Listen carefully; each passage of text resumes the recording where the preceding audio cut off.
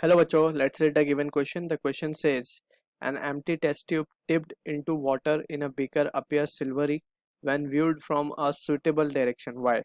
So, before coming to the question, we need to understand about the concept of total internal reflection.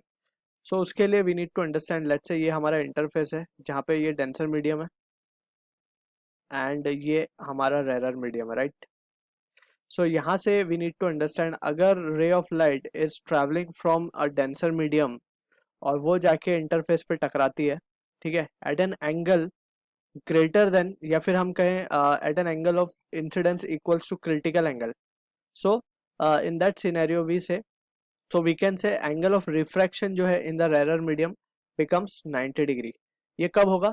जब ray of light in the denser medium incident at an critical angle, right? So critical angle कौन सा angle है? It is the minimum angle of incidence in the denser medium for which the angle of refraction in the rarer medium becomes 90 degree. So उसे हम कहते हैं critical angle, right? अब अगर critical angle की वैल्यू, एंगल ऑफ इंसिडेंस की value अगर greater हो जाए क्रिटिकल एंगल से, सो इन दैट सिनेरियो रे क्या होती है? टोटली इंटरनल रिफ्लेक्ट हो जाती है, ठीक है, total internal reflection. So this is the important condition for TIR, that is total internal reflection, right? So इसी चीज को समझते हुए will try to analyse the given question. Also एक चीज हमें समझ में आनी चाहिए कि कोई चीज की ब्राइटनेस या कोई चीज को क्लियर देखना is possible when sufficient amount of light is reflected from that surface, ठीक है ना? तो तभी हम उस चीज को बहुत ही क्लियरली देख सकते हैं और उसके कलर्स को हम डिस्टिंग्विश कर सकते हैं, right? So these are few important point we need to remember. अब we can consider our case जहाँ पे हमारे पास एक बीकर में वाटर फील्ड है एंड इस वाटर में we have a test tube, right? ये टेस्ट ट्यूब है इसके अंदर और यहाँ पे वाटर फील्ड है अंदर, ठीक है.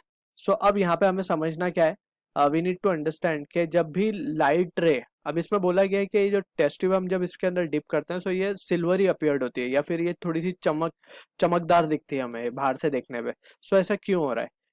When we observe it from this,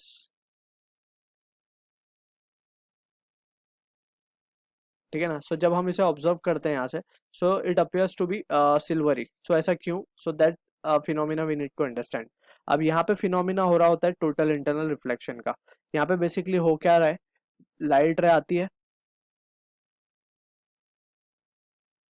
ठीक, and since we can see के अंदर कुछ नहीं है इस टेस्ट ट्यूब के अंदर, it is air, right? So when the light strike, so we can say कि ये जो है वाटर जो है हमारा डेंसर मीडियम है and it is moving towards the rarer medium, जैसे हमने यहाँ पे केस डिस्कस किया.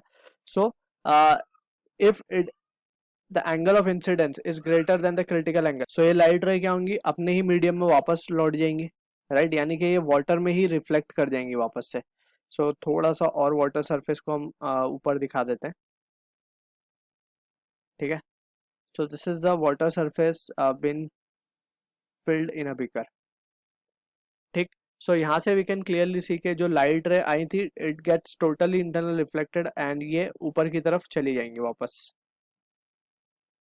ठीक है. And observer can see it also. यहाँ पे जब बहुत ज्यादा light will get total internal reflection, so we can say the test tube will appear to be shiny, right? So total internal reflection due to phenomena of total internal reflection, test tube appears silvery, या हम कह सकते हैं shiny, right? So this is the answer to the question. I hope you understood the solution. All the best.